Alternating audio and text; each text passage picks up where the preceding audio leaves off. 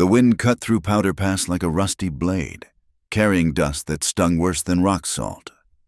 Rosa Quinn pulled her coat tighter, squinting through the red haze as her mare picked its way down the treacherous slope. 6 years since the war ended, and she still couldn't shake the habit of scanning for danger in every shadow.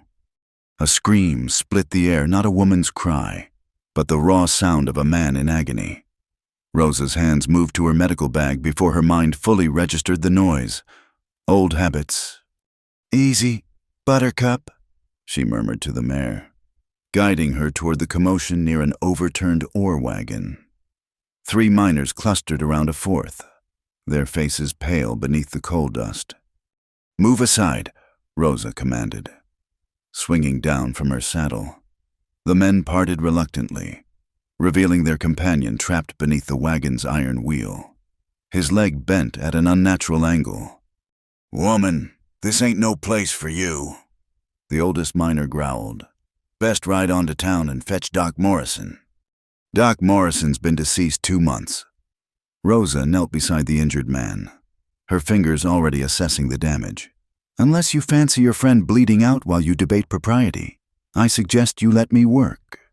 The trapped miner's eyes rolled back, shock setting in. Rosa pressed 2 fingers to his neck, pulse rapid but steady. The wheel had crushed his lower leg, but the angle suggested the main artery remained intact. Lucky, if you could call any of this luck. "You!" She pointed to the youngest miner, barely more than a boy. "Run to the saloon. Tell Marigold Hayes I need clean cloth and whiskey. The rest of you need to lift this wheel. Now!" "Can't budget," another miner said. "Already tried. Too heavy with the load shifted." Hoofbeats thundered overhead. A rider descended the pass at a pace that spoke of either supreme skill or death wish.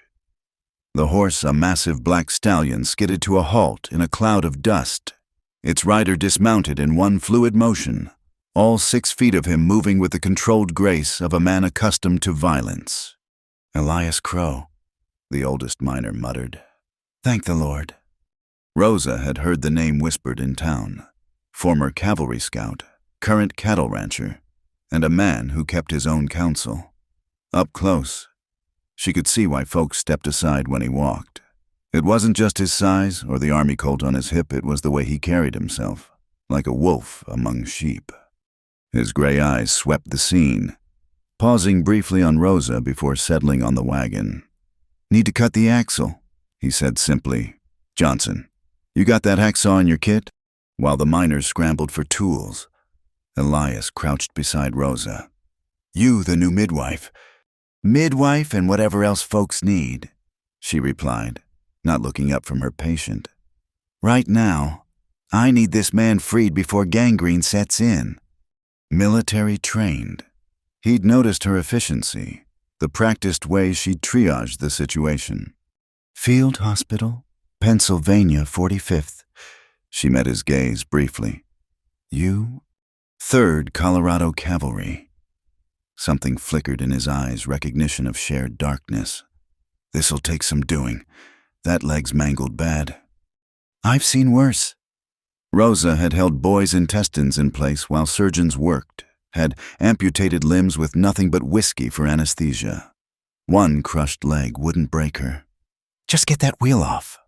Elias studied her a moment longer, then nodded. He took command naturally, positioning the miners for maximum leverage while he attacked the axle with precise strokes. Metal shrieked against metal, each vibration sending tremors through the injured man's body. Rosa kept her hands steady, monitoring pulse and breathing. The young miner returned with supplies, Marigold Hayes herself trailing behind. The saloon owner's sharp eyes took in the scene, her painted face showing genuine concern. "Lord have mercy," Marigold breathed. "That's Tom Brennan. Got 3 little ones at home. He'll see them again if everyone does their job," Rosa said firmly. "Marigold, I need you to hold his head steady. When they lift, he'll likely come around screaming." The saloon owner didn't hesitate, her practiced hands cradling Tom's head with surprising gentleness. Whatever else people said about Marigold Hayes, the woman had steel in her spine. "Ready?" Elias called. Sweat darkened his shirt despite the cold wind. "On 3, 1, 2. The wheel lifted. Tom Brennan's scream echoed off the canyon walls as Rosa swiftly pulled him clear. Blood soaked through his torn pants, but not the arterial spray she'd feared. She worked quickly, cutting away fabric to expose the wound. "Sweet Jesus," one miner gagged. "If you're going to be sick, do it elsewhere," Rosa snapped. "Marigold, the whiskey!" She cleaned the wound with practiced efficiency, noting the bone fragments with clinical detachment. The leg could be saved. Possibly, if infection didn't set in. If she could convince them to let her treat him properly. If the town's new judge didn't run her out for practicing medicine without his precious license. "You always this bossy?" Elias had moved closer, watching her work with keen interest. "You always ask questions when people are bleeding." Rosa began wrapping the leg, using techniques learned in too many field hospitals. "I need to get him somewhere clean." "The saloon." "The saloon's no place for healing." A cultured voice interrupted. "And you, madam, have no authority to practice medicine in my jurisdiction." Judge Silas Beckett sat astride a fine bay mare, flanked by 2 Pinkerton agents. Everything about him screamed Eastern money, from his tailored coat to his manicured hands. He surveyed the scene with the detached interest of a man examining livestock. "Man's dying, Judge," Elias said quietly, too quietly. Rosa recognized the tone-controlled violence held in check. "Then he should be taken to proper facilities." Beckett's smile was cold as winter frost. "The mine has a contract with Dr. Morrison's replacement. He arrives next month." "Next month won't help Tom Brennan today." Rosa stood, blood still staining her hands. "I'm a trained nurse, Judge Beckett. I've saved more lives than—" "Without proper licensing, you're nothing but a dangerous amateur." His eyes glittered with something beyond mere bureaucracy. "I'll overlook this incident, given the circumstances, but any further attempts to practice medicine will result in immediate arrest." The miners muttered among themselves. Even the Pinkertons looked uncomfortable. Tom Brennan moaned, semi-conscious and fevered already. "You'd let a man die for paperwork." Rosa's voice carried the same edge that had made hardened soldiers follow her orders. "What kind of justice is that?" "The only kind that matters legal justice." Beckett touched his hat mockingly. "Good day, Miss Quinn. Mr. Crow. I trust we'll discuss your outstanding debts soon." He rode off, agents trailing. The dust of their departure mixed with the ever-present grit of Powder Pass. "Son of a—" Marigold bit off the curse. "That man's got a special place in hell waiting." "Help me get Tom to the saloon." Rosa said, "Clean sheets, boiled water. I'll treat him regardless of what that pompous—" "You'll hang for it." Elias interrupted. "Beckett owns the law here." "Then the law is wrong." Rosa met his gaze steadily. "I didn't survive 3 years of war to watch men die for bureaucracy." Something shifted in his expression. Respect, maybe, or recognition of a kindred stubborn spirit. "Johnson, help me fashion a litter. We'll take him to my ranch. It's closer than town, and Beckett's writs don't run on private property. Not yet." Rosa studied him. "Why risk it?" "Maybe I don't like watching men die either." He paused. "Or maybe I'm curious if you're half as good as you claim." They worked together to move Tom Brennan, their movements surprisingly synchronized for strangers. As they secured him for transport, Rosa noticed something odd about his symptoms. The fever was too high, too fast. His breath carried a faint, bitter almond scent beneath the whiskey and blood. "Marigold," she called. "How many miners have taken sick lately, died from fever?" The saloon owner's face went carefully blank. "More than usual. Doc Morrison called it mine fever before he passed." Rosa filed that away, her mind already racing.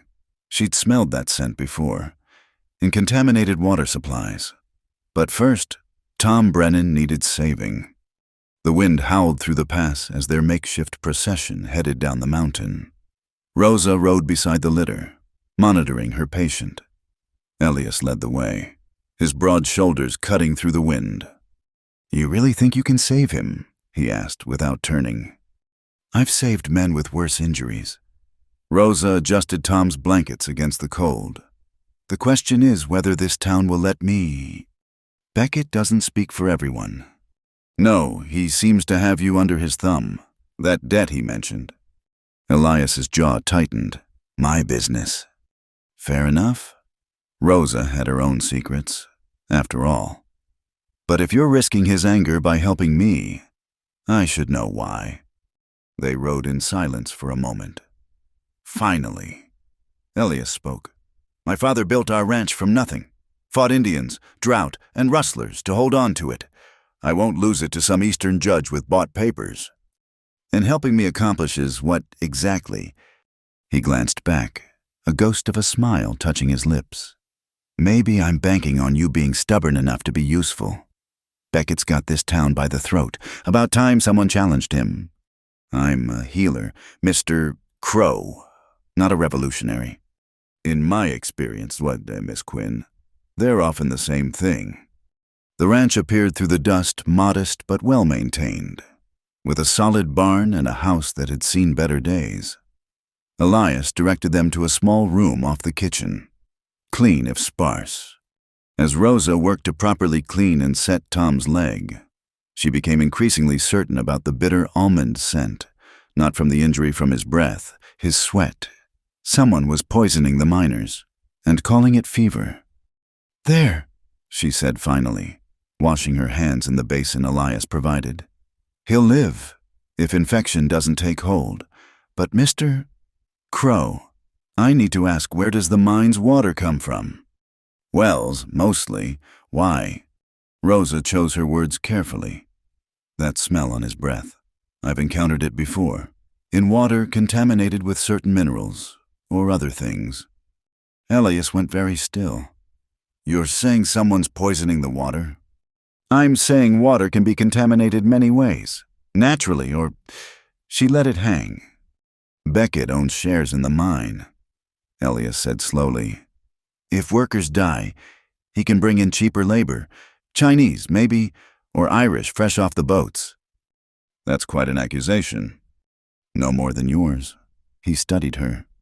"You planning to test this theory?" "I'm planning to keep people alive. Everything else." Rosa shrugged. "We'll see what we see." Outside, the wind howled its lonely song across the Wyoming plains. In the distance, a wolf answered. Rosa Quinn had come west seeking a new start, a place to heal without the weight of war memories. Instead, she'd found another battlefield, with different weapons but familiar enemies: greed, prejudice, and the men who wielded both like clubs. She looked at Elias Crow, seeing her own determination reflected in his weathered face. Perhaps she'd found an ally. Two. Time would tell if that would be enough. Tom Brennan stirred, mumbling his children's names. Rosa placed a gentle hand on his forehead, whispering reassurances. Tomorrow would bring new challenges, Beckett's threats, the mystery of the poisoned water, and whatever debts hung over Elias's head. But tonight, she'd saved one life. In a world of dust and violence, sometimes that was enough. The summer rain came early to Ash Hollow, turning Main Street into a river of mud. Rosa Quinn stood in the doorway of what would become her clinic, watching the transformation with mixed feelings. The rain meant relief from dust, but it also meant harder travel for patients seeking help. "You sure about this?" Elias Crow hammered another board into place, his shirt damp with rain and sweat. For the past week, he'd helped her convert the old storage shed beside his barn into something resembling a medical facility. "Beckett won't take kindly to open defiance." "Tom Brennan's walking on that leg I saved," Rosa replied, accepting another plank from him. "That's worth Beckett's displeasure."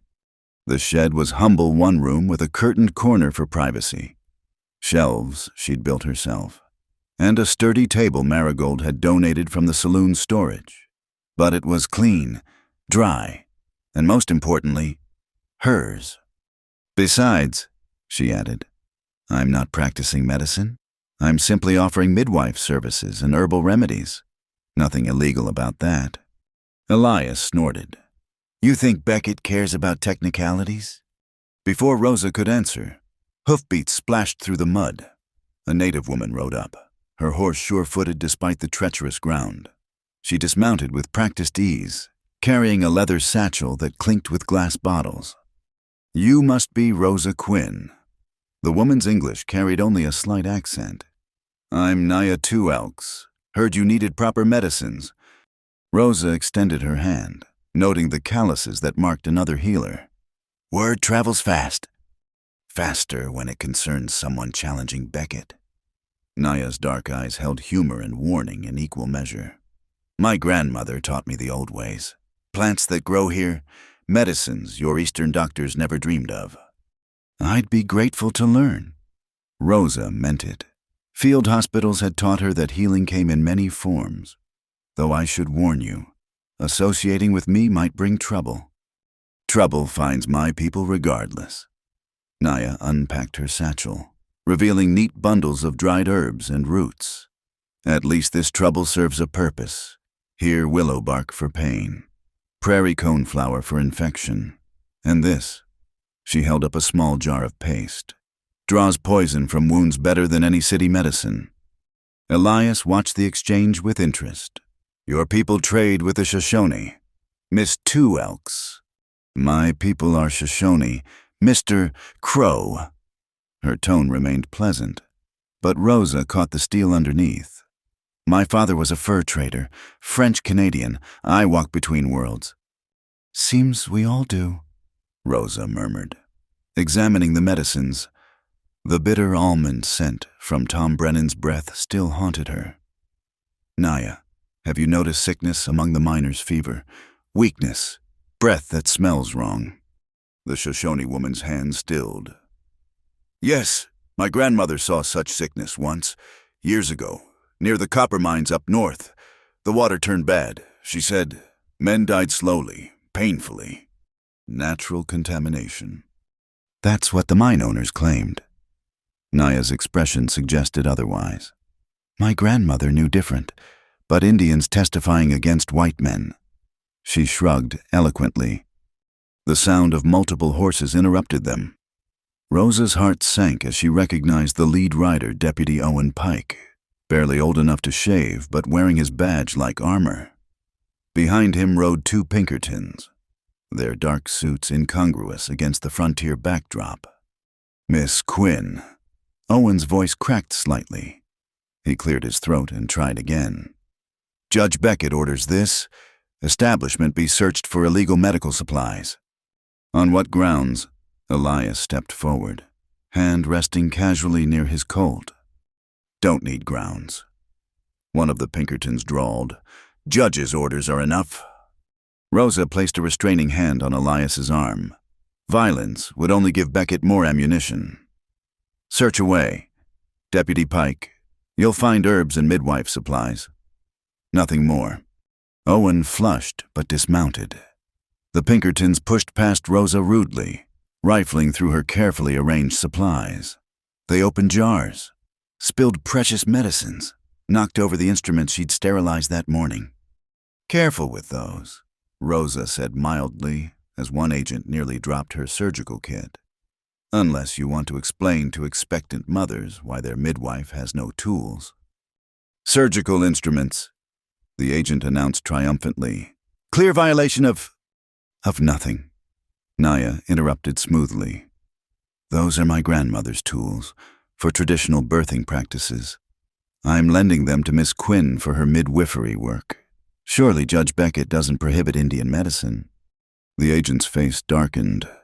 Indian or not, these look like what my people have used for generations. Naya's voice carried quiet authority. Would the judge like to explain to the Bureau of Indian Affairs why he's confiscating traditional religious items? It was a bluff the Bureau cared little for native traditions, but the Pinkertons didn't know that. They exchanged uncertain glances. Leave the instruments. Owen decided, trying to salvage some authority. But Miss Quinn, you're warned. Any reports of you exceeding midwife duties? He let it trail off.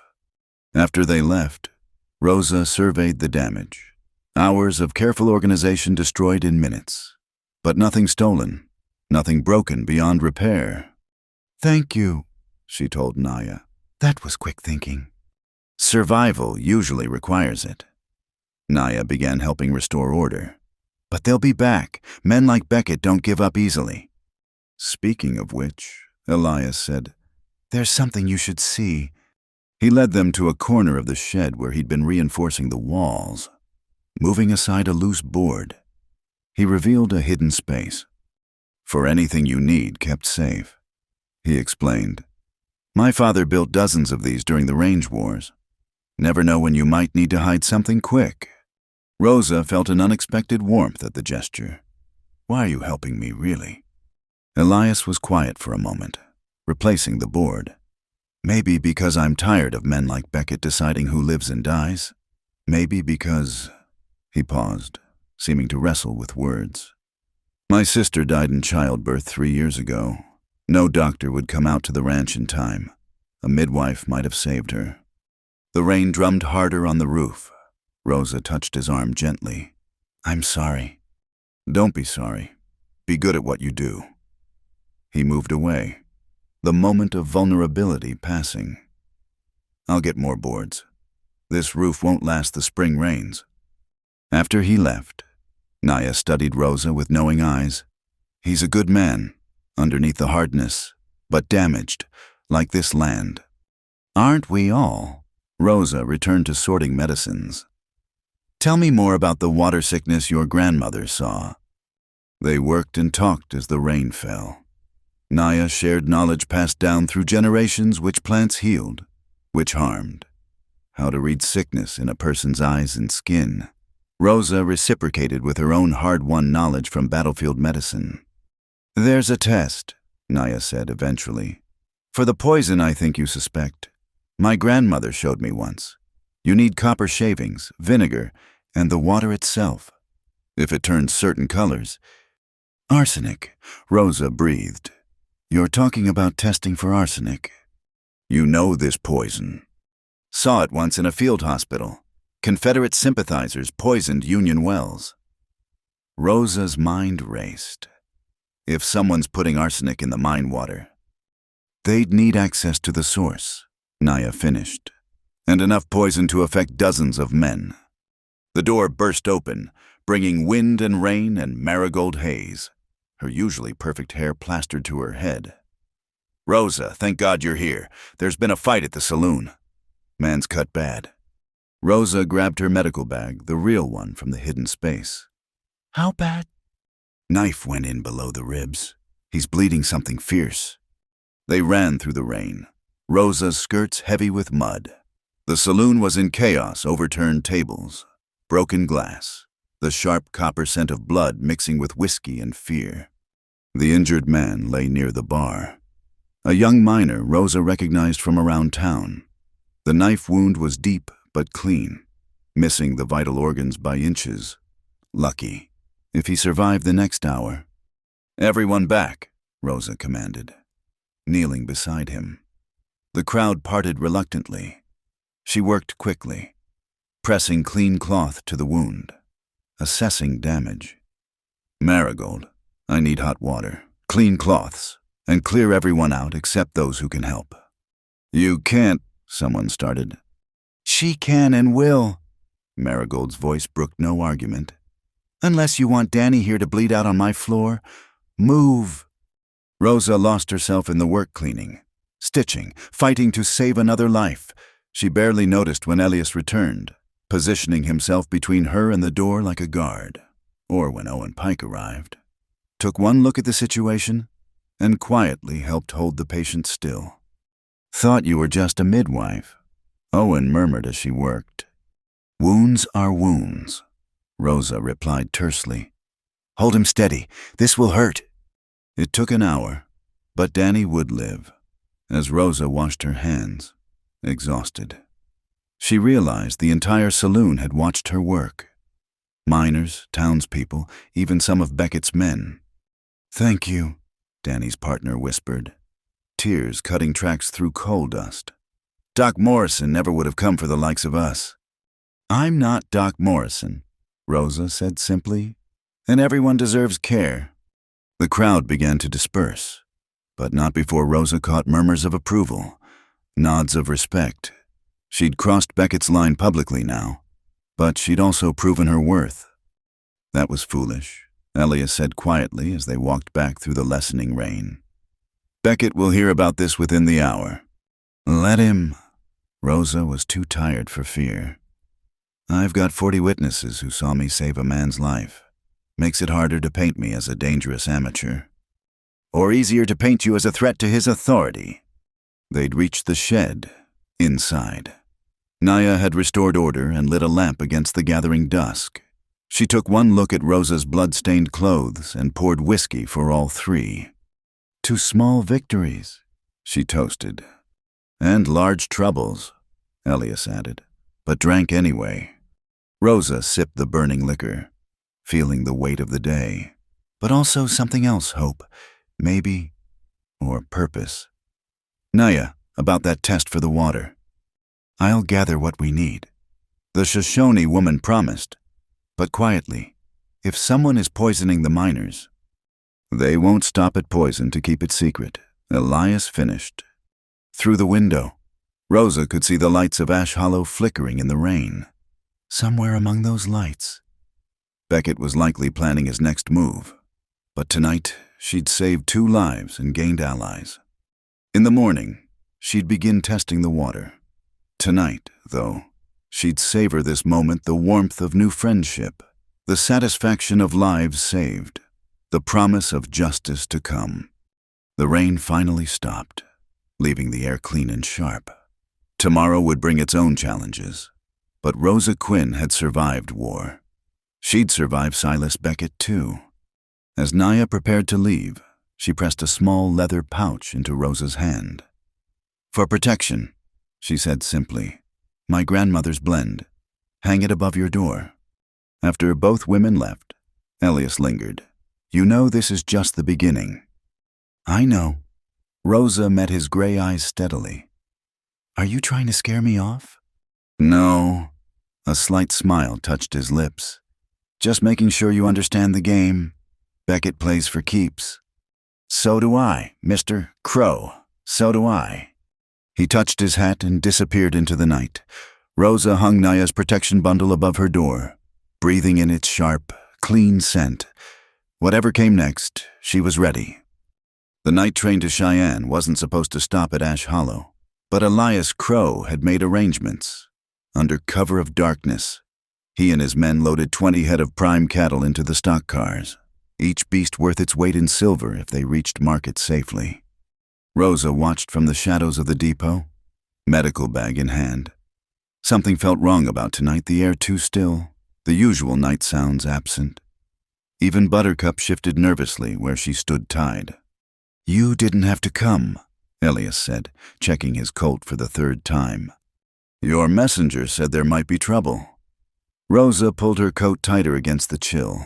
"I have learned to trust instincts in this town." "Smart woman." He signaled to his men 4 cowboys he trusted, each armed and alert. "Train should be here in 20 minutes. Once we load the cattle, I can pay Beckett and be done with his games." But Rosa heard the doubt in his voice. Men like Beckett rarely settled for simple payment when they could take everything. A whistle echoed across the plains. Still distant but approaching. Elias's foreman, a grizzled veteran named Wade, spat tobacco juice and checked his rifle. Too early, schedule said midnight. "Could be running ahead," another cowboy suggested, but his hand moved to his gun. Rosa felt the first prickle of real alarm when she spotted movement among the stored freight. "Elias." The attack came from 3 directions at once. Masked riders burst from behind the water tower, the freight office, and the cattle pens.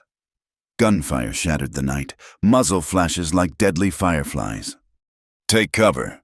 Elias shoved Rosa behind a stack of railroad ties. then rolled aside as bullets splintered wood where he'd been standing. Rosa pressed herself flat, memories of battlefield chaos flooding back, the sharp crack of rifles, the acrid smell of gunpowder, men shouting orders and warnings. But this wasn't war, this was crime disguised as commerce. Wade went down first, clutching his shoulder. Rosa started toward him, but Elias caught her arm. "Stay down." "He's bleeding, and you'll be dead before you reach him." Elias fired twice, driving back an approaching gunman. "These aren't amateurs." He was right. The attackers moved with military precision, covering each other, advancing steadily. Rosa counted at least 8 men, maybe more. They weren't after the cattle, they were after something else. "The safe," one attacker shouted. "Second stock car." Rosa's mind raced. What safe Elias was transporting cattle? Not. Understanding dawned as she caught Elias's grim expression. This wasn't about his debt at all. A figure emerged from the shadows of the train, moving with predatory grace, not masked like the others, but face blackened with coal dust. He carried a shotgun like an extension of his arm. "Crow," the man called. "You picked the wrong night to ship cattle." "Did I, Morrison," Elias called back, "or did you pick the wrong train to rob?" Morrison. Rosa recognized the name. Luke Morrison, former Army quartermaster turned outlaw. If he was here. "The payroll," she breathed. "They're after the mine payroll." "Among other things," Elias confirmed. "Reloading." Wade overheard talk at the saloon. "Beckett's been shipping more than coal profits on these midnight runs." The real train whistle sounded, much closer now. Morrison cursed and gestured to his men.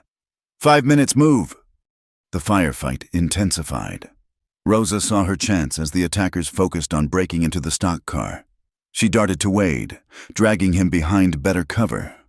His shoulder was shattered, bleeding heavily. "Hurts like hell," Wade groaned as she worked.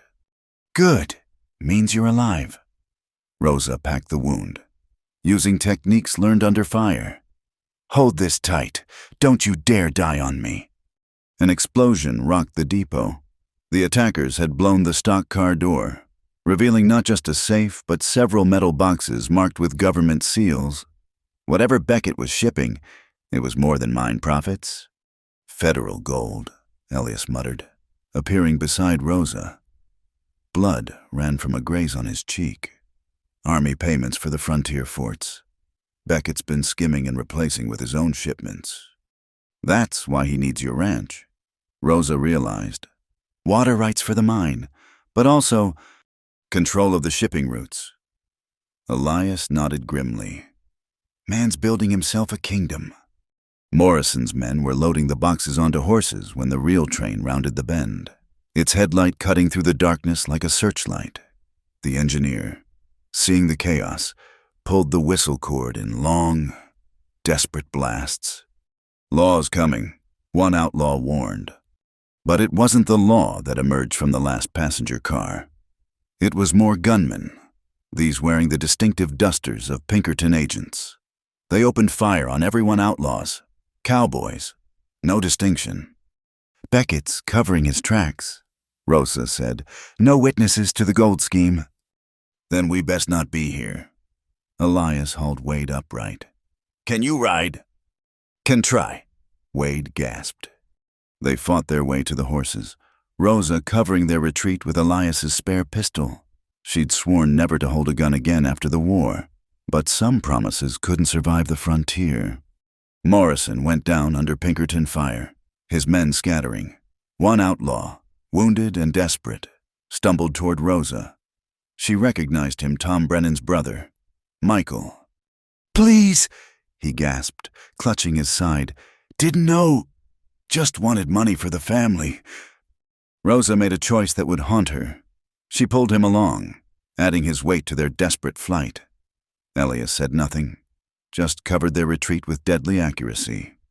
They made it to the horses as the depot erupted in chaos, Pinkerton's outlaws and railroad security all shooting at shadows. In the confusion, Rosa glimpsed something that made her blood run cold. Marigold Hayes emerging from a private car, speaking urgently with a Pinkerton captain. No time to process that betrayal. They rode hard into the darkness, wounded men clinging to saddles, pursuit surely coming. Rosa's medical supplies were back at the depot, but she had basic field equipment in her saddlebags. The line shack. Elias directed, leading them up a treacherous mountain path. 2 miles. Those 2 miles felt like 20. Wade passed out twice, saved only by Rosa's grip on his belt. Michael Brennan moaned with each jolt, his blood leaving a trail she hoped was too dark to follow. The line shack was barely more than 4 walls and a roof, but it was shelter. Rosa went to work immediately, turning the rough space into a field hospital. Elias stood guard while she extracted bullets and stitched wounds by lamplight. "Why?" she asked Michael as she worked. "Your brother nearly died in that mine. Why help the men poisoning workers?" "Didn't know about poison," Michael slurred, fevered. "Morrison promised $500, enough to get Tom's family out, start fresh somewhere clean." Rosa believed him. Desperate men made desperate choices, especially when family was involved. She'd seen it too many times. "Marigold set us up," Elias said quietly, watching the approaches. She knew about the gold, led Morrison right to it. Or she's playing a deeper game. Rosa finished with Michael and moved to Wade. "Nothing about tonight makes sense. Why rob a train Beckett's using for illegal shipments? Why would Pinkertons shoot their own employer's men?" "Unless they weren't after the gold," Elias mused. "Unless they were after something else in that safe." Wade stirred, lucid despite the pain. "Papers," he mumbled. "Heard Morrison say something about papers worth more than gold." Rosa and Elias exchanged glances. Evidence of Beckett's corruption deeds to contested land, or something worse. "We need to get back to town," Rosa said. "These men need real medical attention, and—" Hoofbeats on the trail cut her off. Elias doused the lamp, moving to the window. 6 riders, moving careful. Pinkertons. Can't tell. He made a decision. Take the wounded out the back. Trail leads to an old mine shaft. Good cover. I'll buy you time. You can't fight 6 men alone. Don't plan to fight. His smile was wolf-sharp in the darkness. Plan to negotiate. Go! Rosa wanted to argue, but Wade and Michael needed her more than her pride needed to make a stand. She helped them out the back, half carrying Michael while Wade stumbled alongside. Behind them, she heard Elias call out, "That's far enough, gentlemen. State your business." The response was Owen Pike's voice, high with stress. "Elias, thank God. Rosa with you, there's been murders in town. Beckett's dead." Rosa froze. Beckett dead, that changed everything. "Who else?" Elias demanded. 2 Pinkertons, Morrison, 3 outlaws. Someone cleaned house tonight, and—" Owen's voice cracked. "They're blaming you and Rosa. Says you conspired to rob the train and silence witnesses." "Convenient," Elias said dryly. "Who's saying this?" "New marshal rode in an hour ago. Federal appointment. Has warrants for you both." Rosa's mind raced. A federal marshal appearing immediately after Beckett's death, warrants already prepared. This had been planned long before tonight's chaos. She got the wounded men hidden, then circled back carefully. Through the shack's window, she could see Owen and 5 deputies, all nervous, all armed, but Owen kept glancing at the trees, telegraphing warnings with his eyes. "Tell the marshal we'll come in peaceful," Elias was saying. "Just need to get wounded men to safety first." He said dead or alive.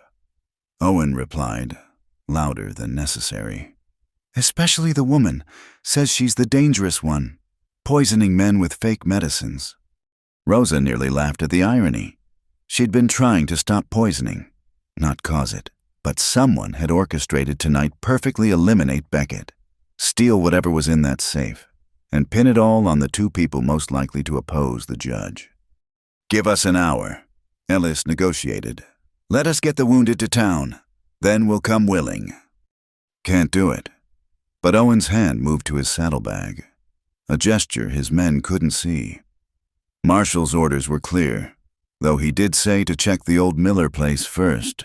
Might take us, couple hours to get there and back. The message was clear. Owen was buying them time, risking his own neck to do it. Rosa felt a surge of gratitude for the young deputy. Understood, Elias said simply. Best get riding then. After the lawmen left, Rosa emerged from hiding. We can't run. The wounded won't make it without proper care. Elias was already planning. But I know someone who might help. Someone even a federal marshal can't touch. Who? Padre Esteban. His mission's got sanctuary rights, and he's been patching up folks for 20 years. If we can get there. It was 15 miles to the mission. 15 miles with wounded men and half the territory likely hunting them by dawn. But Rosa had made harder journeys with worse odds. The papers from the safe, she said as they prepared to move. Whatever Morrison was really after, if we could find them. Might clear our names, Elias agreed. Or might get us killed faster. Right now, keeping these men alive matters more. They loaded the wounded onto horses, Rosa fashioning makeshift travois from branches and blankets. As they prepared to ride, Michael grabbed her hand. Doc Morrison, he whispered. The judge's nephew, not who you think. He passed out before he could explain, but Rosa filed the information away. Doc Morrison, the town doctor who died 2 months ago, was Beckett's nephew, and what did Michael mean? Not who she thought. The night was wearing thin as they started their desperate journey. Behind them, the depot still burned, smoke rising like a signal fire. Ahead lay uncertainty, pursuit, and slim hope of sanctuary. But Rosa had survived worse, and now she had mysteries to solve. Who killed Beckett? What was in those papers? And why someone wanted her and Elias blamed for it all? You could have run, she told Elias as they rode. Left me with the wounded. Saved yourself. Could have, he agreed. But I've got a feeling you're the key to all this. Rosa Quinn. Besides, his smile was barely visible in the starlight. Running's no fun alone. Despite everything, the danger, the wounded men, the frame closing around them, Rosa felt something warm kindle in her chest. Not attraction, not yet, but partnership, forged in fire and sealed in trust. The mission bells were ringing dawn prayers when they finally saw the adobe walls. They'd made it, but Rosa knew this was just the beginning. Someone had orchestrated tonight's bloodbath with surgical precision. And they'd made one mistake. They'd left Rosa alive to figure out who and why. The mountain trail twisted through stands of lodgepole pine, each turn revealing new vistas of the Wyoming wilderness. Rosa's mare picked her way carefully over loose stones while beside her. Naya guided her painted Mustang with the unconscious grace of someone born to the saddle. The source is another mile upstream, Naya said, pointing to where the creek disappeared into a narrow canyon. My people avoided this water for generations. Bad medicine, they said. Rosa shifted her saddlebags, heavy with glass vials and testing supplies. 3 days had passed since the train robbery. 3 days of hiding at Padre Esteban's mission while the territorial law turned Ash Hollow upside down searching for them. But she couldn't wait any longer. People were still dying from the poisoned water. Elias should be here, she muttered, scanning the ridgeline out of habit. He's buying us time in town, Naya reminded her. Playing the grieving friend to Beckett while the new marshal investigates? Someone needs to keep eyes on our enemies. Their enemies? How quickly the lines had been drawn. Rosa still couldn't quite believe Beckett was dead, shot in his own study the night of the robbery. The new federal marshal, a cold-eyed man named Harlan Frost, had arrived suspiciously fast, warrants in hand. Hoofbeats behind them made both women tense. Rosa's hand moved to the Colt .32 Elias had insisted she carry, but it was a familiar figure who rounded the bend, Elias himself, riding hard with dust clouding his trail. Thought you were staying in town, Rosa said as he reined up beside them. Plans changed, His gray eyes held warning. "Frost's men found the mission. Padre Esteban convinced them you'd headed south to Mexico, but they'll be back. And there's worse, Marigold's missing." "Missing or running?" Naya asked sharply. "Don't know. Her room at the saloon was tossed, blood on the floor. Either someone took her or she staged it to throw off suspicion." Elias fell in beside them as they continued upstream. "Either way, town's about to explode. Frost is calling in more Pinkertons, and the miners are talking strike." Rosa felt the walls closing in. They needed evidence, and fast. "Then we better find what we're looking for." The canyon narrowed, walls rising sheer on either side. The creek ran fast and cold, fed by snowmelt from the peaks above.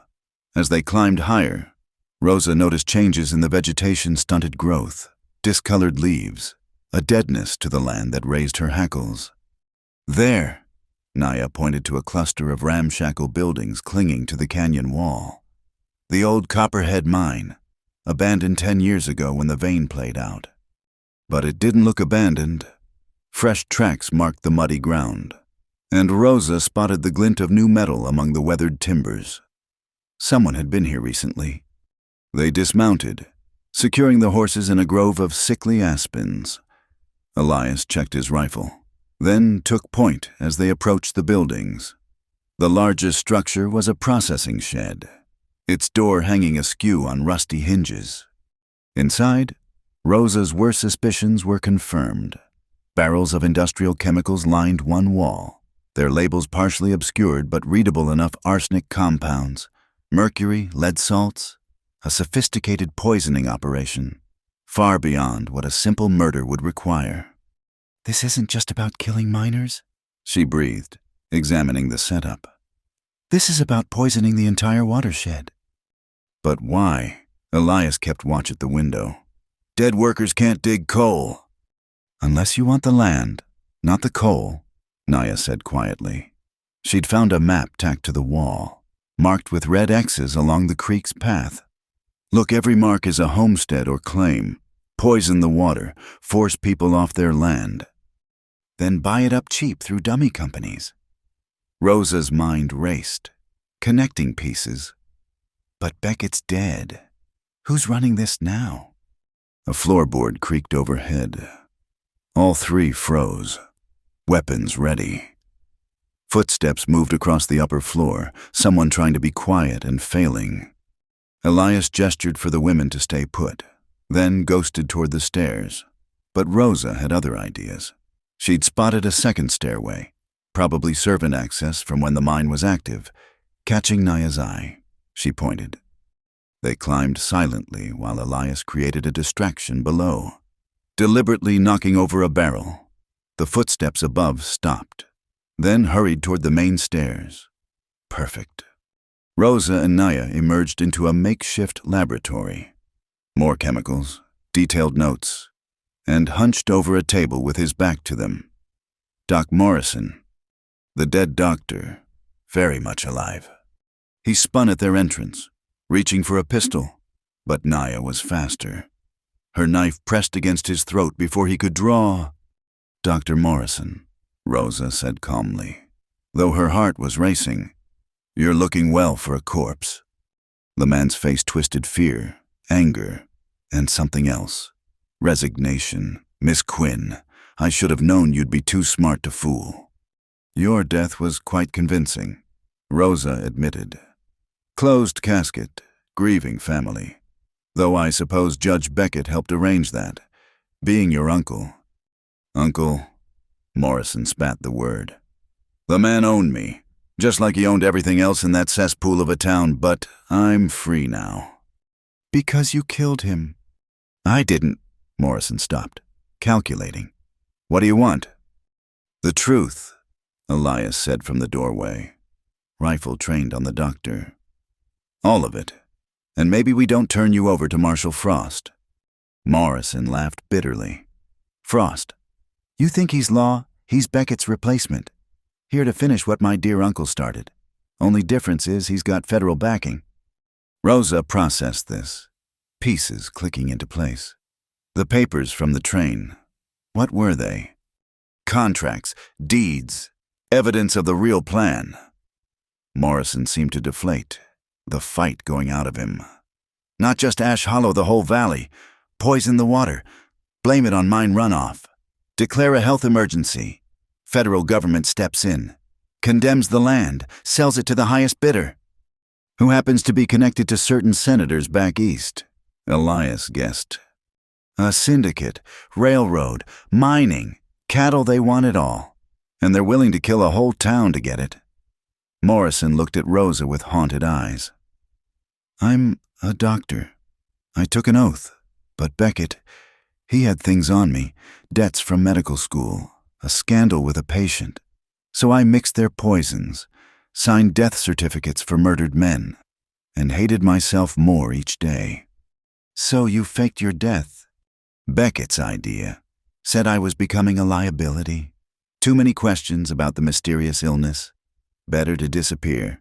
Let a new doctor take over, one with fewer scruples. Morrison laughed harshly. Jokes on him, I kept samples, documents, everything. Insurance policy. Where? Rosa demanded. Hidden, but I'll trade them for safe passage. Get me to California, and I'll give you enough evidence to hang Frost and his whole syndicate. Naya pressed the knife closer. Or we take you apart piece by piece until you tell us. Naya, Rosa warned, though she understood the anger. How many had died from this man's poisons? My people are dying, Naya said coldly. Drinking poisoned water because their sacred springs are contaminated. This man. Gunfire erupted outside. Elias cursed, moving to the window. Riders coming up the canyon, dozen at least. Frost's men, Morrison said. They've been watching the mine. You led them right to me. No time for recriminations. Rosa grabbed the most incriminating documents she could see while Elias mapped their escape routes.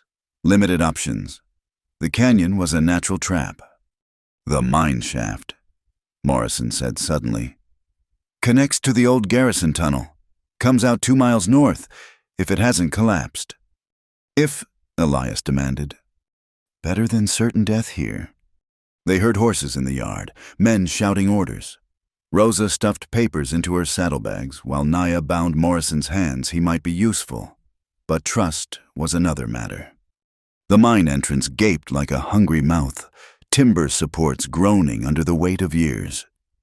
Elias lit a lantern, revealing a tunnel that disappeared into darkness. Stay close, he ordered, and watch for... The shed door exploded inward. Pinkertons flooded in, guns blazing. Elias returned fire, driving them back, while Rosa dragged Morrison into the mine. Naya covered their retreat with deadly accuracy. The tunnel was a nightmare, partially flooded, supports failing, air thick with the smell of decay. They splashed through knee-deep water that burned where it touched skin, contaminated, just like everything else in this cursed place. Behind them, pursuit echoed off stone walls. Ahead, the tunnel forked. Left, Morrison gasped. Right shafts flooded. But as they turned, a support beam gave way. Tons of rock cascaded down, separating them. Elias and Morrison on one side, Rosa and Naya trapped on the other. Go, Rosa shouted through the debris. We'll find another way. She heard Elias cursing, then his voice fading as he led Morrison deeper into the mountain. Rosa turned to find Naya already moving down the right tunnel, the one Morrison claimed was flooded. Trust the liar, Naya asked. Trust our instincts, Rosa replied. The tunnel sloped down sharply, and soon they were wading through chest-deep water, holding weapons and supplies above their heads. The cold was numbing, dangerous. But ahead, Rosa caught a glimpse of light, not daylight, but the soft glow of phosphorescent minerals in the cave walls. They emerged into a natural cavern, carved by centuries of water flow. And there, on a ledge above the waterline, sat a cache of supplies wrapped in oilcloth. Morrison's insurance policy. He lied about the flooding, Naya observed. but not about hiding things. Rosa climbed to the ledge, hands shaking from cold. Inside the oilcloth were ledgers, photographs, chemical formulas enough to hang half the territorial government, and at the bottom, a leather journal in Beckett's own hand. She opened it with numb fingers, reading by the ghost light of glowing minerals, names, dates, payments, the whole conspiracy laid out in damning detail, and, on the last page, written days before his death, Morrison growing unstable. Frost will handle RQ and EC, perfect pawns for aftermath. RQ, Rosa Quinn. EC, Elias Crow. They'd been marked as scapegoats from the beginning. "Rosa!" Naya said urgently. "Listen!" Voices echoed from the tunnel they'd left. The Pinkertons had found the cave-in, were working to clear it. Time was running out. But Naya had found something else, another tunnel. Barely visible behind a fall of water. Ancient carved symbols marked its entrance. Shoshone, sacred path, Naya whispered. My grandmother spoke of it. Leads to the stone circles. Holy ground where no white man can follow. They'll follow anywhere for this, Rosa said, clutching the evidence. Not there, trust me. What choice did they have? They plunged through the waterfall, gasping at the cold, and into darkness beyond. The tunnel was different here, smoother, older, carved by hands rather than water. Naya led with confidence born of ancestral memory. They climbed for what felt like hours, up stone steps worn smooth by countless feet. Finally, blessedly, they emerged into daylight on a high plateau. Rosa had never seen anything like it. Massive stone circles arranged in complex patterns. The whole area thrumming with an energy she couldn't name. My people's council ground, Naya said simply, neutral territory for all tribes. Even Frost won't dare violate it. Rosa collapsed on sun-warmed stone, clutching Beckett's journal. They had evidence, but at what cost? Elias was somewhere in the mountain with Morrison. Probably captured or worse. The town was under Frost's control. And they were fugitives with nowhere safe to run. What now? She asked. Naya smiled grimly. Now we use what the spirits provided. My cousin rides dispatch for the army at Fort Laramie. Federal marshals aren't the only authority in the territory. The army won't care about poison miners. They'll care about stolen army gold and murdered federal witnesses. Beckett was more than a judge. He was a federal appointee. His murder is a federal case, beyond Frost's jurisdiction. Hope kindled in Rosa's chest. If they could get word to the right people, present the evidence properly. First, we need to know if Elias is alive. She said, He is, Naya said confidently.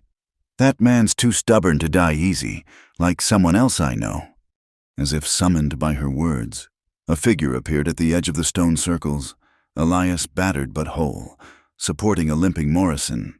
They'd found another way out, guided by the same instincts that kept men alive on the frontier. Fancy meeting you here, Elias said, attempting his usual dry humor. But Rosa saw the relief in his eyes, the way his hand shook slightly as he lowered Morrison to the ground. The evidence, he asked. Safe, Rosa assured him. Everything we need to bury Frost and his syndicate. Then we'd better move. That marshal's got tracking dogs and Indian scouts who don't respect sacred ground like they should. But Rosa was already thinking ahead. They had evidence, allies, and most importantly, the truth. The syndicate had made one crucial error. They'd underestimated the people they tried to destroy. No more running, she decided. We take this to Fort Laramie, to the newspapers, to anyone who'll listen. And then we go back to Ash Hollow. That's suicide, Morrison protested. That's justice, Rosa corrected. The kind that doesn't come from a corrupt judge or a bought marshal, but from people standing up for what's right. Elias met her eyes, and she saw her own determination reflected there. Whatever lay between them, attraction, partnership, something deeper would have to wait. First, they had a town to save. Partners, he asked, extending his hand. Partners, she agreed, shaking it firmly. The sun was setting behind the mountains, painting the sacred stones in shades of gold and red. Tomorrow would bring new dangers, new challenges. But tonight they had hope, evidence, and each other. It would have to be enough. The abandoned barn stood alone on the prairie, a skeleton of weathered wood against the darkening sky. Wind whistled through gaps in the walls, carrying the scent of approaching storm. Rosa shivered as she spread blankets over the cleanest patch of hay she could find, while Elias secured the horses in what remained of the stalls. Storm's coming fast, he observed, watching lightning flicker on the horizon. We'll be stuck here till it passes. They'd been riding hard for 2 days since leaving the sacred stones, staying off main trails, sleeping in shifts. Morrison was secured at Fort Laramie with Naya's cousin, ready to testify once the proper authorities arrived from Washington. But Rosa and Elias had chosen a dangerous path, returning to Ash Hollow to gather the remaining evidence and protect the townspeople from Frost's retaliation. Better than being caught in the open, Rosa replied, checking her medical supplies. The frantic pace had reopened some of Elias's wounds from the mine escape, and she'd noticed him favoring his left side all day. I'm fine, he said, reading her look. You're not. Sit down and let me examine that shoulder. Rosa! Elias Crow, you stubborn mule of a man. Sit down before you fall down. He complied with ill grace, shrugging out of his coat and shirt. Rosa's breath caught at the mass of bruises and half-healed cuts marking his torso. But it was the fresh blood seeping through rough bandages on his shoulder that concerned her most. When did this happen? She began unwrapping the bandages with practiced hands. Rock fall in the mine. It's nothing. It's infected. Rosa pressed gently around the wound, noting his sharp intake of breath. You've been riding 2 days with an infected wound and said nothing. We had more important concerns. Your death from blood poisoning would be a very important concern, she said tartly, reaching for her supplies. This will hurt. Everything hurts, he muttered, then bit back a curse as she began cleaning the wound with whiskey. They worked in silence for a while, the storm drawing closer. Thunder rumbled across the plains like war drums. Rosa focused on her task cleaning, treating, rebandaging, trying not to notice the warmth of his skin under her hands, the way his muscles tensed and relaxed as she worked. There, she said finally, sitting back. Try not to tear it open again. Yes, ma'am. His gray eyes held something that made her pulse quicken. Thank you. The moment stretched between them, heavy with unspoken words. They'd been dancing around this for weeks, the attraction, the partnership that went beyond mere alliance. But there'd always been something more pressing, more dangerous, demanding attention. Rosa, he began, then stopped as she swayed slightly. When did you last eat? He demanded, steadying her with his good arm. This morning. Yesterday morning. I don't remember. Stubborn woman. But his voice was fond. Stay put. He rummaged through their supplies, producing hardtack, dried meat, and surprisingly, a small flask of something that wasn't whiskey. Peach brandy. Marigold gave it to me months ago. Said to save it for a special occasion. This qualifies. We're alive, aren't we? That's special enough these days. They ate in companionable silence, passing the flask between them.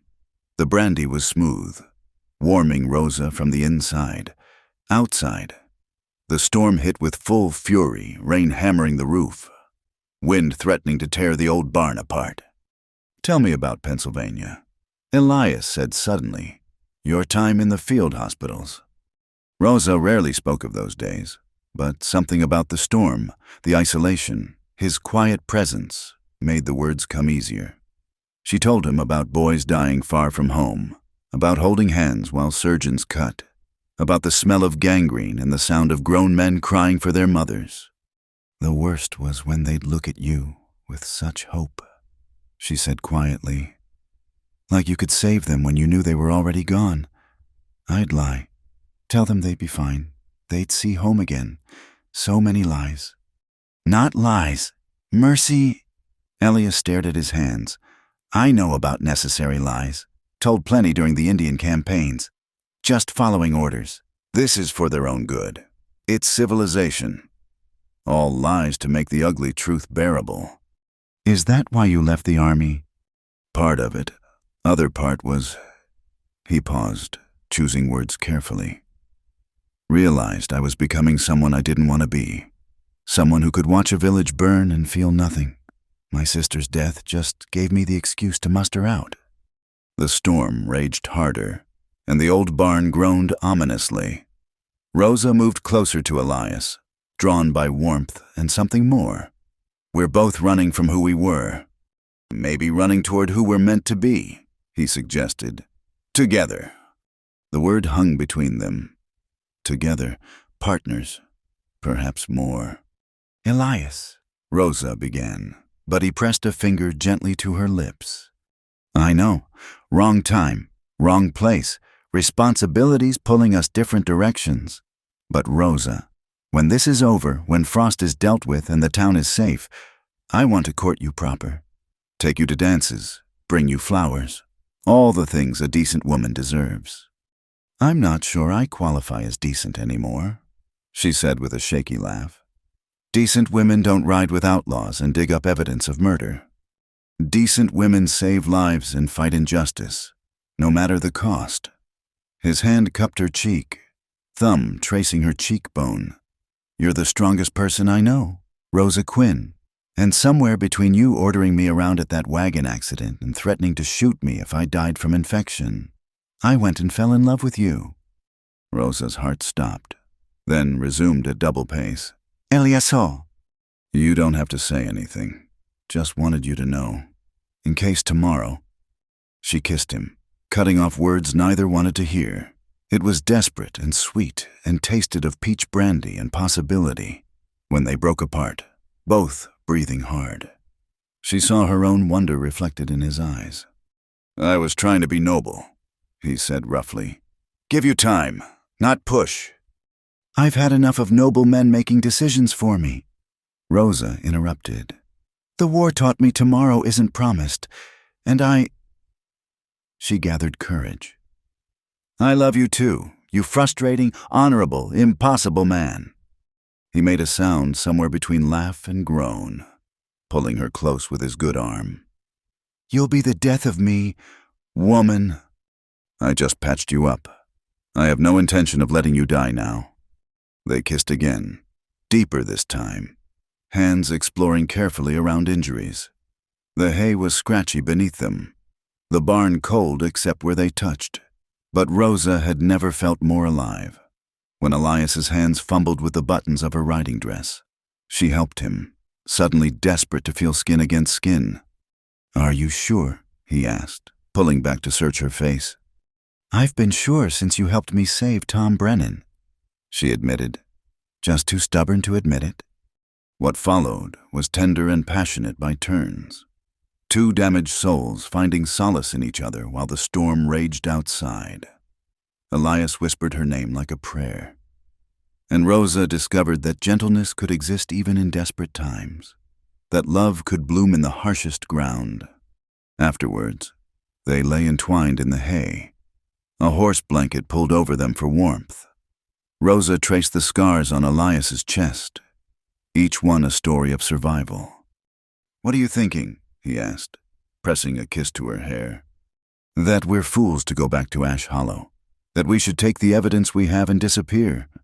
Let others fight this battle. But we won't. No, she agreed.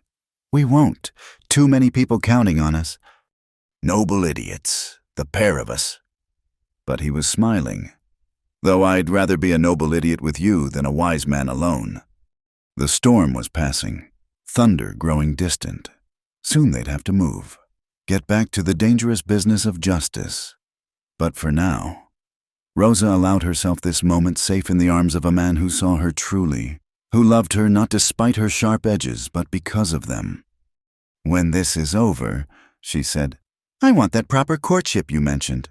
Flowers and dances and Sunday dinners. And a wedding, he asked carefully. Because I want you as my wife. Rosa, want to wake up beside you every morning, work the ranch together, maybe fill that too-empty house with children someday. The future he painted was everything she'd thought lost to her home. Family. Belonging. Yes, she whispered. When this is over, yes. He kissed her again, sealing the promise.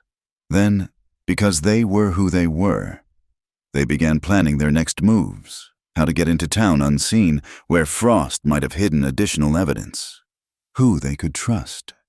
Owen Pike, Rosa said. He tried to warn us, and Padre Esteban has no love for Frost. The miners, too, Tom Brennan's bunch. They know we tried to save their friends. Elias stretched, wincing as movement pulled at his shoulder. If we can get word to them, coordinate, we could trap Frost like he tried to trap us. Rosa sat up, energized by possibility. He thinks we're running scared. He won't expect us to return. Especially not with federal marshals already heading here based on Morrison's testimony. Elias grinned wolfishly. 3 days, maybe 4 before they arrive. Just enough time to document everything. Protect witnesses. And stay alive, Rosa added dryly. Don't forget that part. With you watching my back, I'm not worried. She kissed him once more, then began dressing with brisk efficiency. The storm's passed. We should move. They prepared quickly, erasing signs of their stay with practiced ease. As Elias saddled the horses, Rosa packed their supplies, including the precious documents that could bring down a conspiracy. Ready, he asked, helping her mount. Ready, she confirmed, then reached down to touch his face. Whatever happens in Ash Hollow, I want you to know this. Us. It wasn't just the moment or the danger. I meant every word. So did I, he assured her. Every word and more besides. They rode out into the rain-washed night, stars beginning to peek through breaking clouds. Ahead lay danger, possibly death, but they rode together now. No longer just partners, but something more. 2 hearts united against the darkness. Love forged in unlikely circumstances, but no less true for it. The barn stood empty behind them, but it had sheltered something precious. A beginning. A promise. A love that would endure whatever trials awaited. Rosa had come west seeking purpose and found so much more. Now she would fight to protect it all, the town, the people, and the man who rode beside her into whatever tomorrow might bring. The saloon was packed to the rafters, cigarette smoke thick as morning fog. Rosa stood in the shadows near the back door, watching Marigold Hayes work the room like a queen holding court. The woman wasn't missing, she was very much present, pouring drinks and laughing too loud at men's jokes. She's nervous, Elias murmured beside Rosa. See how her hands shake when she thinks no one's looking? Rosa had noticed. She'd also noticed the fresh bruises Marigold's powder couldn't quite hide, and the way the saloon owner kept glancing toward the stairs leading to her private rooms. Someone was pulling Marigold's strings, and Rosa meant to find out who. It had been 2 days since they'd slipped back into Ash Hollow under cover of darkness.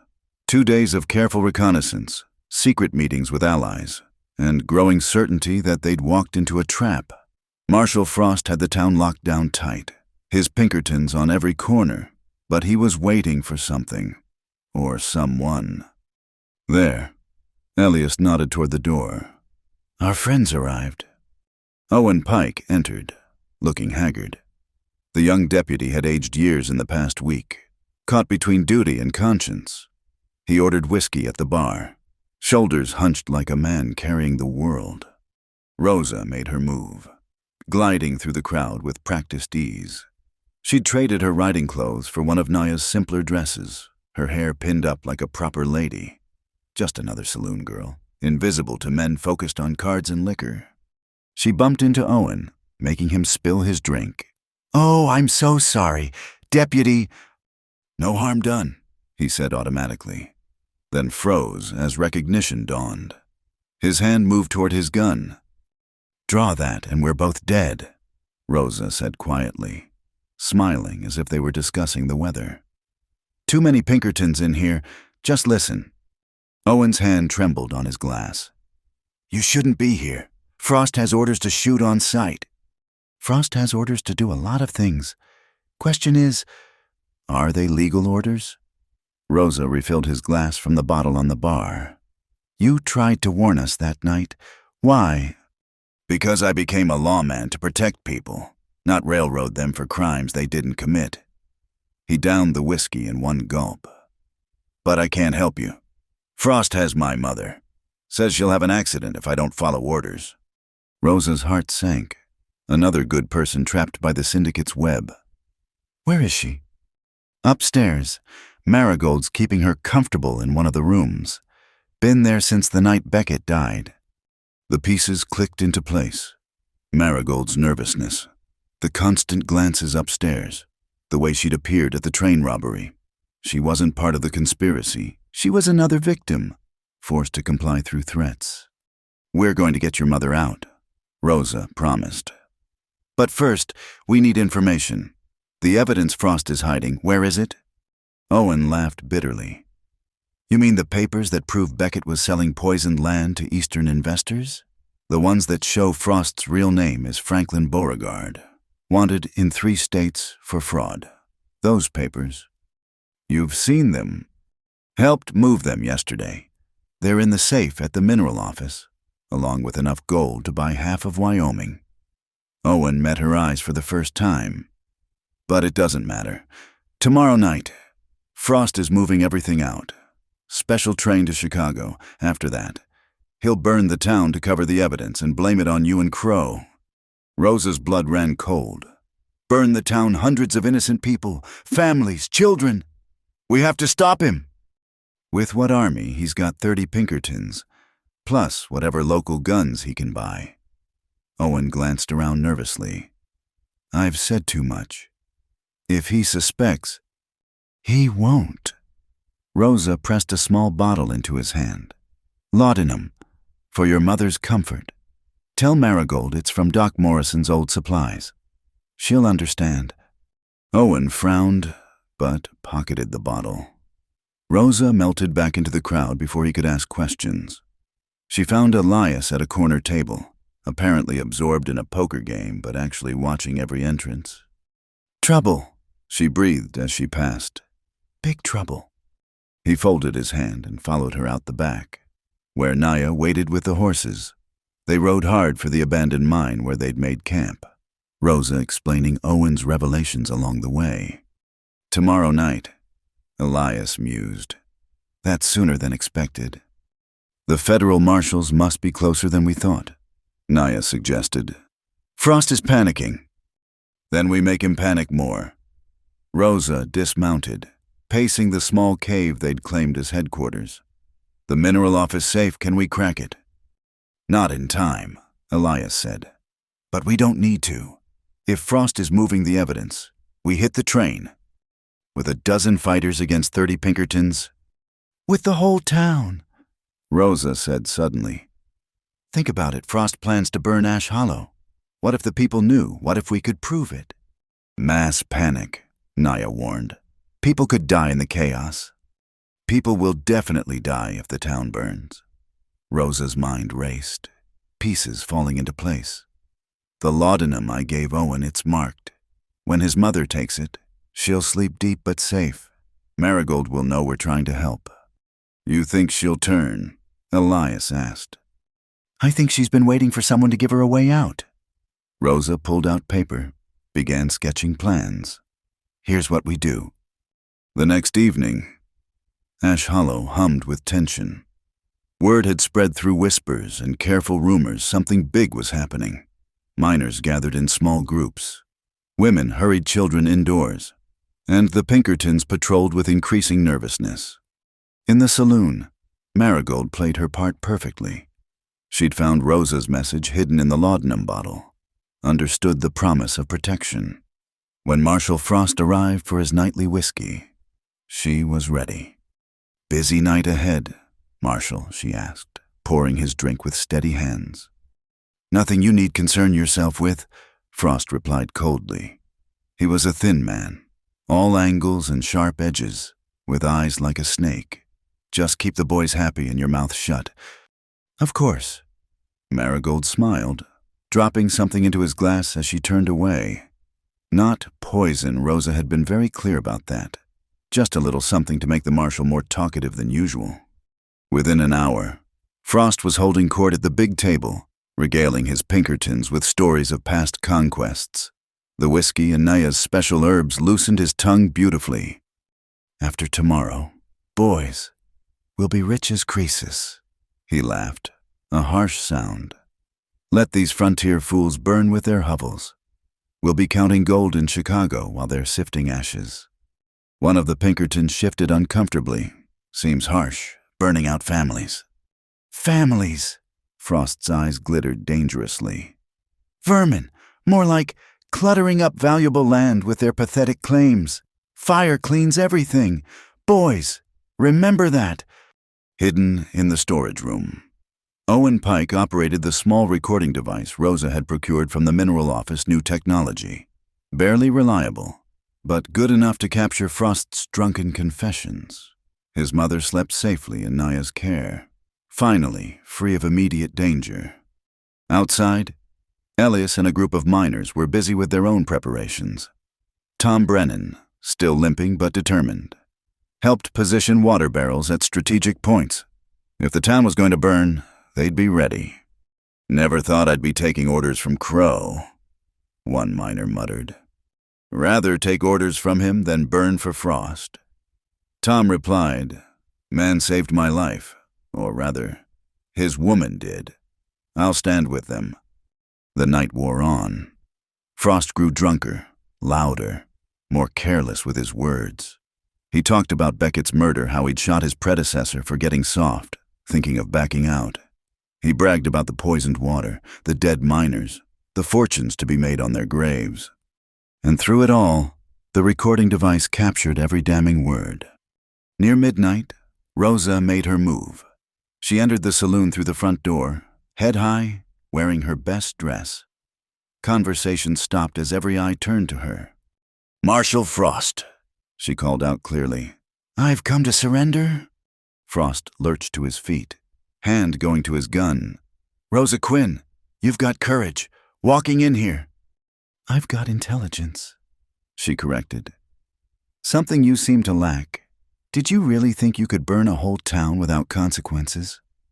Caesar, Frost commanded, but his men hesitated. Something in Rosa's confidence, the way she stood utterly unafraid, made them wary. I wouldn't, Elias said from the doorway. Behind him stood Tom Brennan and 20 armed miners. See, Marshal, while you've been drinking and boasting, we've been busy. Every family in Ash Hollow knows your plan. Every man who can hold a gun is ready to fight. And that special train you're expecting, he smiled coldly. Delayed. Seems someone pulled up a few rails about 10 miles out. Frost's face purpled. You can't, I have authority. You have nothing, Rosa interrupted. Owen. The deputy emerged from the storage room, holding the recording device. Got every word. Miss Rosa, including the part where he confessed to murdering Judge Beckett. That's inadmissible, Frost snarled. No court would. The court of public opinion might disagree. Marigold spoke up.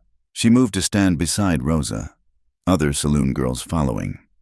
Especially when they hear how you threatened our families to make us comply.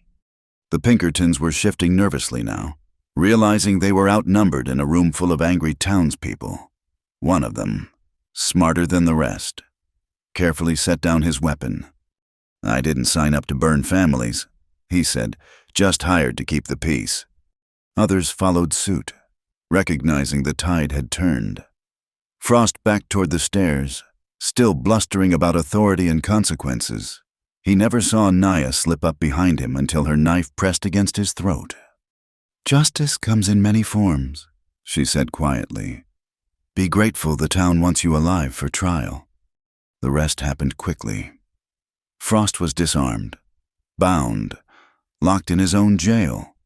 His remaining loyal Pinkertons were overwhelmed by sheer numbers. By dawn, Ash Hollow had freed itself from the syndicate's grip. But Rosa knew it wasn't over. The evidence still sat in that safe, and the real powers behind the conspiracy remained free. As the town celebrated in the streets, she found Elias on the jail steps, watching the sunrise. "We did it," she said, sitting beside him. "We started it," he corrected. "The syndicate won't give up easy. They'll send more men, better men. Then we'd better get that safe open." Rosa leaned into his warmth. "Good thing I had Owen make a copy of Frost's keys." Elias stared at her, then laughed the first genuine joy she'd heard from him. "Woman, you never cease to amaze me." "Just wait," she promised. "I'm only getting started." The mineral office stood quiet in the morning light, its safe holding secrets that could topple powerful men. Rosa hefted the keys, ready for the next battle. Beside her, Elias checked his rifle, prepared to defend what they'd won. Behind them, Ash Hollow stirred to life, wounded but not broken, its people finally free to fight for their own future. The syndicate had expected to find sheep, ready for slaughter.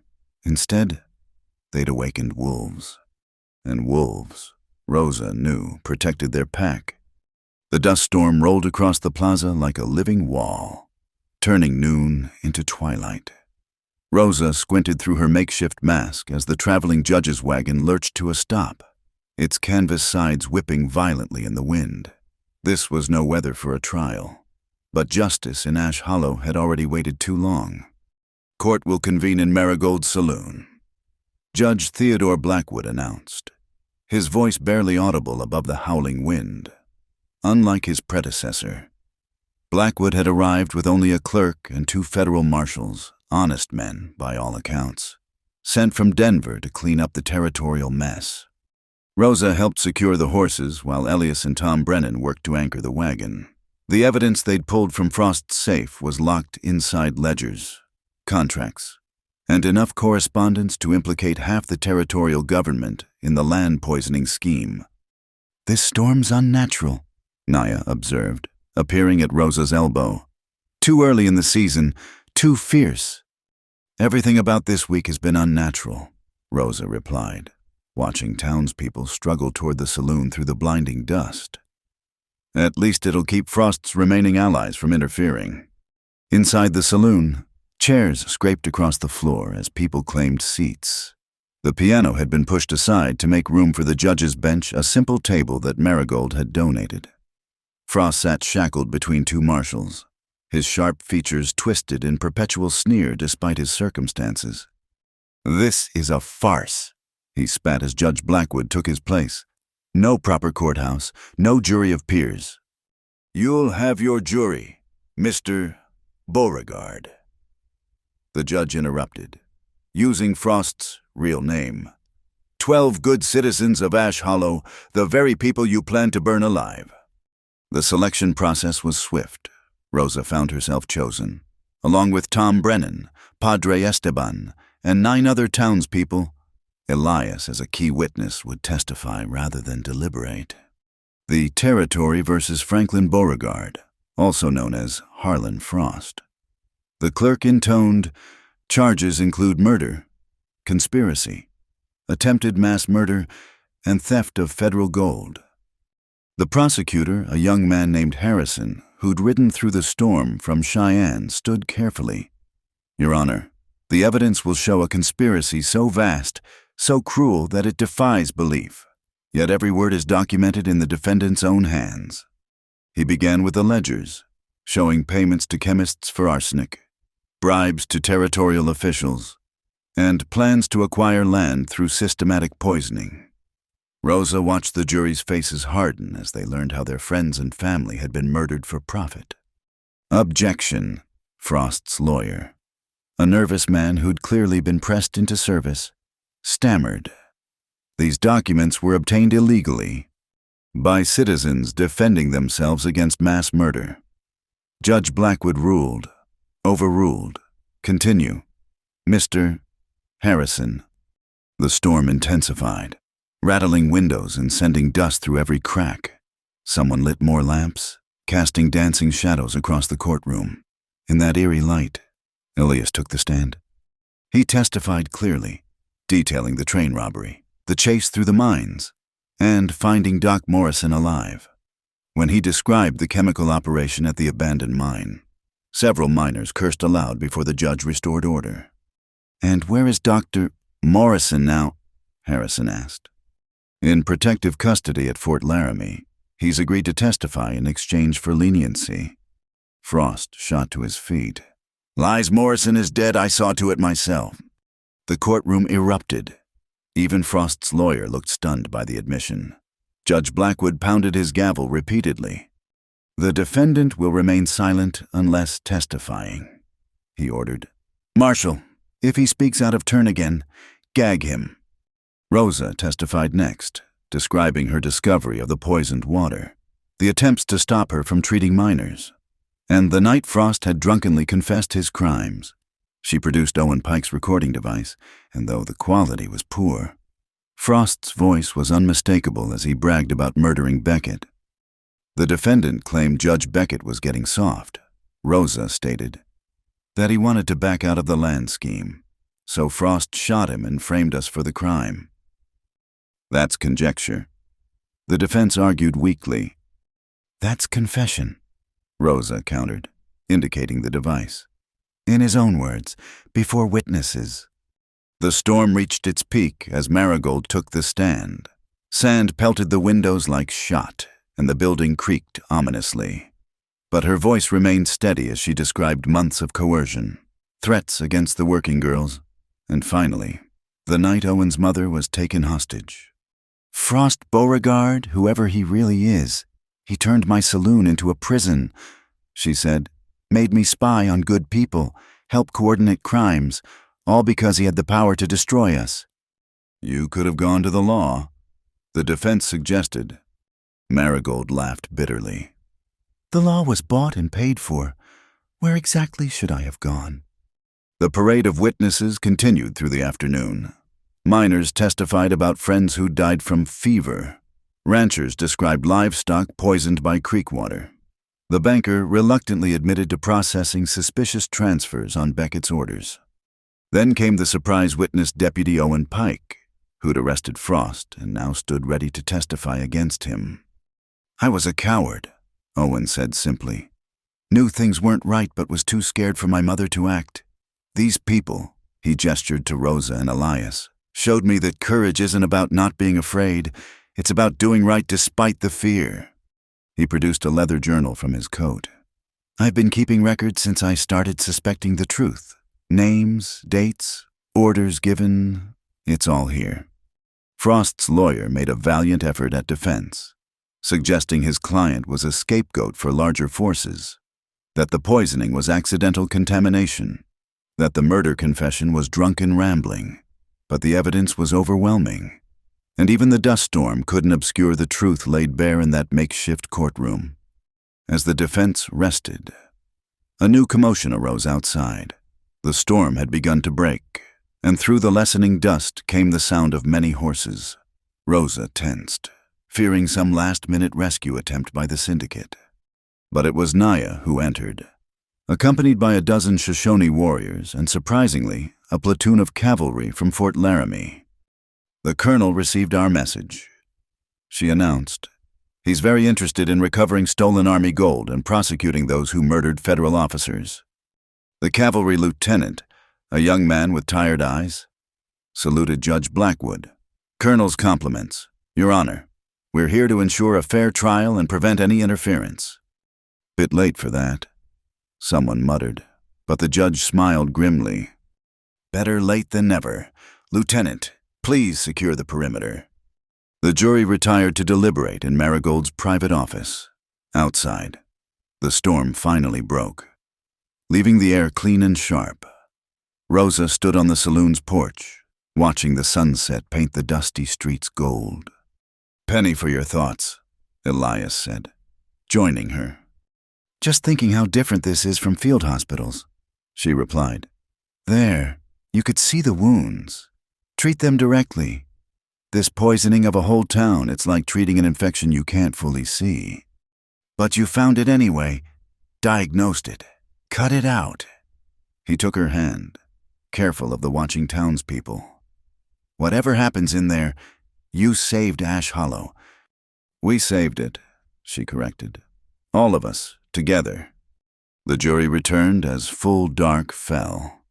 12 citizens filed in solemnly, and Foreman Tom Brennan stood to deliver their verdict. On the charge of murder in the first degree, we find the defendant guilty. Frost didn't react, sitting stone still as Tom continued through each charge. Guilty of conspiracy, guilty of attempted mass murder, guilty of theft, guilty on all counts. Judge Blackwood nodded gravely. Franklin Beauregard, you have been found guilty of crimes that shock the conscience. In my 20 years on the bench, I have never encountered such calculated evil. He paused, letting the weight of his words settle. However, the death penalty is not mine to give. You will be transported to Denver for federal trial, where I suspect additional charges await. The families of your victims deserve their day in court as well. This isn't over. Frost snarled as marshals prepared to remove him. The syndicate has reaches you can't imagine.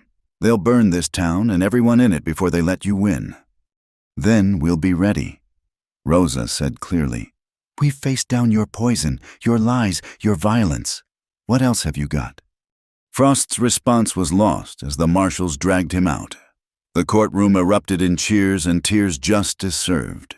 Even if incomplete, the syndicate's tentacles remained, but they'd cut off the head threatening Ash Hollow. Later, as the town celebrated in the very saloon where they'd won their freedom, Judge Blackwood approached Rosa and Elias. There will be more trials, he warned quietly. The territorial governor, several legislators, business leaders. Your testimony will be crucial.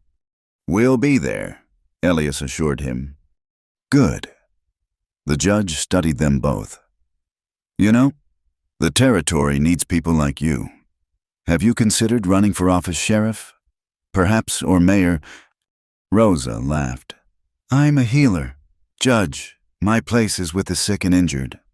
Healing takes many forms, Miss Quinn. Sometimes it means cutting out corruption before it can spread. He tipped his hat. Think about it. As the judge departed, Rosa found herself considering his words. She'd come west to escape the weight of war, to find peace in healing. Instead, she'd found another battle, but also love, purpose, and a community worth fighting for. Dance with me, Elias requested suddenly, as someone started playing the piano. Here now, but she was already moving into his arms. They danced slowly while around them Ash Hollow celebrated its survival. Tomorrow would bring new challenges the syndicate wouldn't give up easily, and the poisoned land would take years to fully heal. But tonight, they'd won a victory for justice. What are you thinking now? Elias asked, echoing his earlier question. Rosa smiled up at him. That maybe the judge was right. Maybe healing does take many forms. Sheriff Rosa Quinn does have a nice ring to it, he teased. Don't push your luck, cowboy. But she was smiling as she said it. Outside, the stars shone clear and bright, no longer hidden by dust or smoke. Ash Hollow had weathered its storm, and though more would surely come, its people now knew they could face them together. The trial was over, but their story, Rosa realized, with a mix of trepidation and hope, was really just beginning. The first drops of rain fell as Rosa stood before the well they'd just blessed, watching the clear water flow freely for the first time in months. The whole town had gathered for the ceremony, miners with their families, ranchers from the outlying spreads, even some Shoshone from Naya's band who'd come to witness the healing of the poisoned land.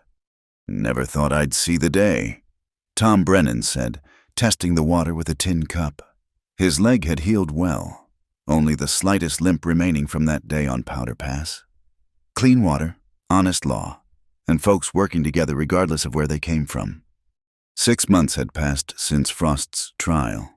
The federal investigation had spread like wildfire through the territorial government, claiming corrupt officials like autumn leaves. The syndicate's power was broken, its leaders facing justice in courts from Denver to Washington. But for Rosa, the real victory was quieter. The gradual return of life to Ash Hollow, her clinic, now a proper building on Main Street, saw patients from dawn to dusk. With Naya's help, she'd developed treatments to cleanse the arsenic from those who'd been slowly poisoned. The death rate had plummeted. "Time to go," Elias said softly at her elbow. "Don't want to be late for our own wedding." Rosa smiled, smoothing her dress, not white, for she was no blushing maiden, but a deep blue that brought out her eyes. Marigold had insisted on providing it, along with organizing the entire celebration. "Nervous?" she asked, noting the way Elias tugged at his collar. "Terrified," he admitted with a wry smile. "Face down outlaws and corrupt judges, but standing in front of Padre Esteban with the whole town watching, you could always run, saddle up and head for the territories." "Not a chance." He took her hand, calluses rough against her palm. "I have waited too long for this. Rosa Quinn." They walked together toward the church, a simple adobe building that Padre Esteban had somehow kept neutral through all the town's troubles. People lined the streets, patients Rosa had saved. Cowboys from Elias's ranch, miners who owed their lives to her treatments, children who'd been born safely thanks to her midwifery skills. Inside, the church glowed with candles and wildflowers. Naya stood as Rosa's witness, wearing a beautiful beaded dress that honored both her Shoshone heritage and the occasion. Owen Pike stood for Elias, his deputy's badge polished bright, his mother beaming from the front row. "Dearly beloved," Padre Esteban began, his weathered face creasing in a genuine smile. "We gather today to witness something precious, love born from adversity, partnership forged in trial, and hope rising from the ashes of despair."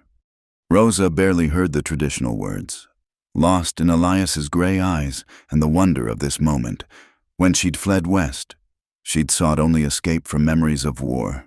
Instead, she'd found purpose, community, and a love she'd never thought possible.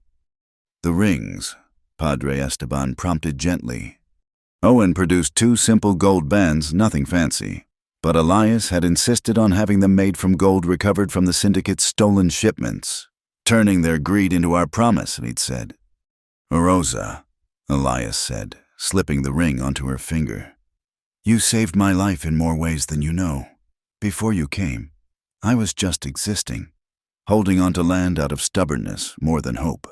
You showed me there's more to fight for than survival. You gave me back my purpose." His voice roughened. "I promise to stand beside you, protect you, support your work, and love you until my last breath." Rosa blinked back tears as she placed his ring.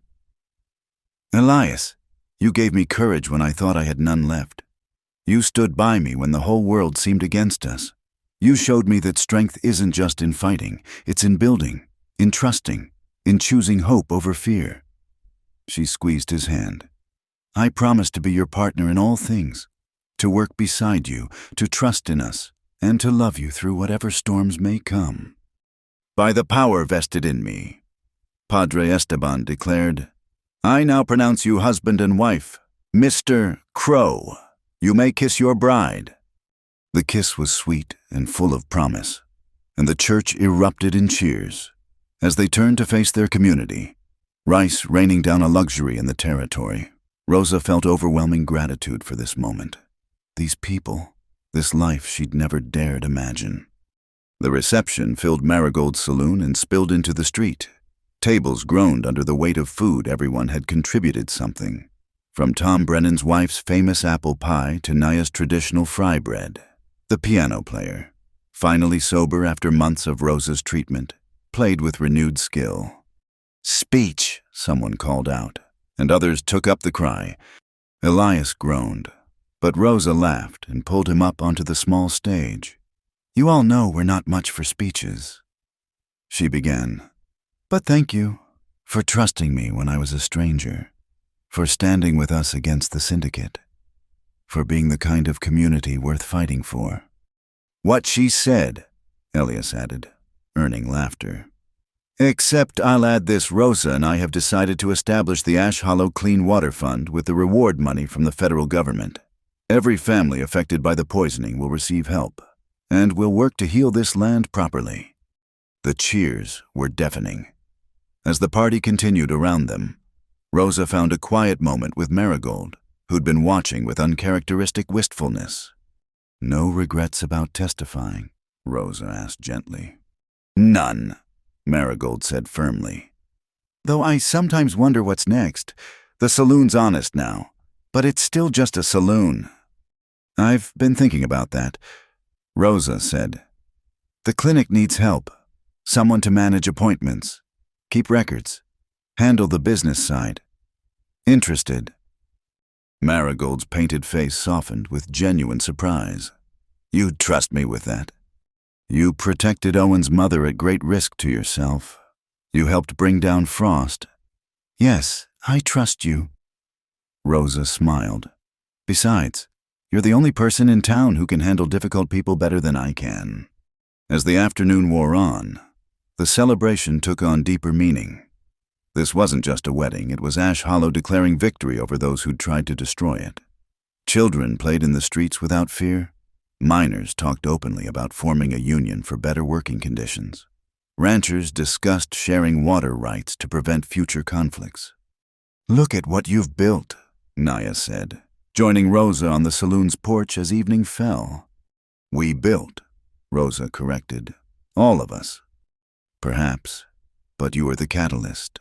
The stone dropped in still water that created ripples." Naya pulled out a small leather pouch. "A wedding gift, seeds from plants that clean poisoned soil. Plant them along the creeks, and in time the land will fully heal." Rosa hugged her friend tightly. "Will you stay? The clinic could use a permanent herbalist." "For now," Naya agreed. "My people are learning that not all whites mean harm. That's worth nurturing." As night fell, Ellis found Rosa and pulled her into a dance. Around them, their friends and neighbors celebrated under stars no longer hidden by smoke or dust. "Happy?" he asked, spinning her slowly. "Beyond words," she admitted. "Though I keep waiting for something to go wrong. It's been too quiet lately." "Woman, it's our wedding day. Can't we have one day without expecting trouble?" As if in answer, a rider galloped into town, horse lathered with sweat. The music stopped as Owen intercepted him, and Rosa's heart sank. "Not today, please, not today." But the rider was grinning as he handed Owen a telegram. The deputy read it, and his whoop could be heard across the plaza. "The president signed it," Owen announced. "The Territorial Clean Water Act, federal protection for water sources, criminal penalties for poisoning, and funding for affected communities. Rosa, Elias, you did it. Your testimony in Denver changed everything." The celebration exploded anew. Rosa stood stunned as people embraced her, tears of joy replacing old grief. They'd not only saved Ash Hollow, they'd helped protect the entire territory from future schemes like Beckett's. "Still worried about trouble," Elias murmured in her ear. "Always?" She laughed. "But maybe some troubles are worth having." As midnight approached, they finally slipped away to Elias's ranch, their ranch now. The house that had once echoed with loneliness was warm with lamplight and possibility. In the morning, they'd return to work, Rosa to her clinic, Elias to the ranch in his new position as territorial water inspector. There would be challenges, setbacks, probably new threats from those who profited from others' misery. But tonight, as Elias carried her over the threshold of their home, Rosa allowed herself to simply be happy. She'd found love, purpose, and a place to belong. The scared, broken woman who'd fled west was gone, replaced by someone stronger, not despite the trials she'd faced, but because of them.